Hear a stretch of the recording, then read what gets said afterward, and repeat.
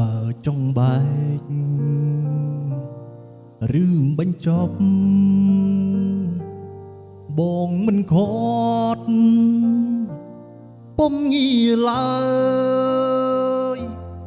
សុំតែម្យ៉ាង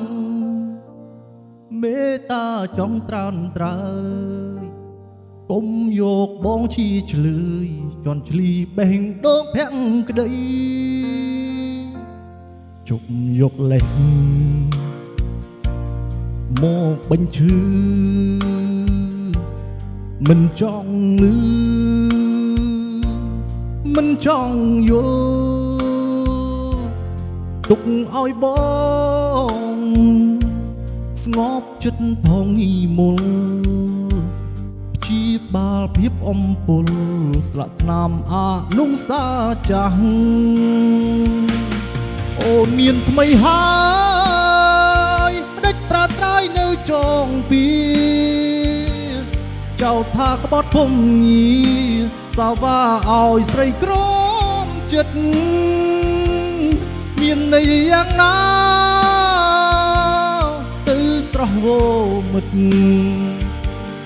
បើបងคงពិតបងទេជាអ្នកដើរចេញ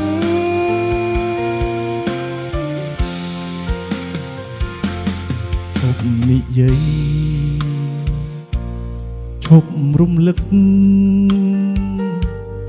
បើនឹកគិតរឹកក្តៅផ្សារឿងហួងហើយបំភ្លេចចង់ជីវ៉ាបងសុខចិត្តក្រំគ្រីទទួលកំហំគ្រប់យ៉ាង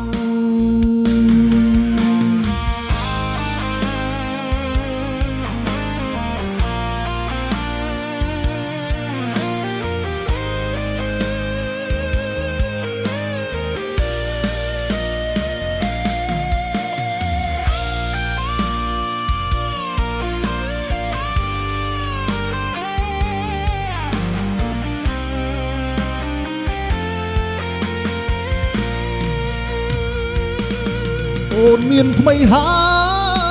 យដេចត្រាំត្រៃនៅចងពីចៅថាក្បត់ភុំញីសាវ៉ាឲ្យស្រីក្រមចិត្តមានន័យយ៉ាងណាទៅស្រស់វោមិត្តបើបងคงពិតបងទេជាអ្នកដើរចេញ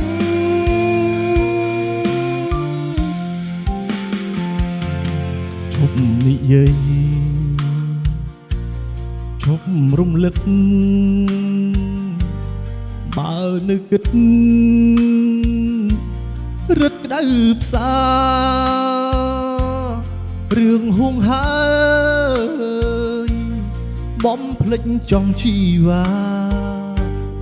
បងសុខចិត្តក្រមគ្រីទទួលកំហុងគ្រប់យ៉ាង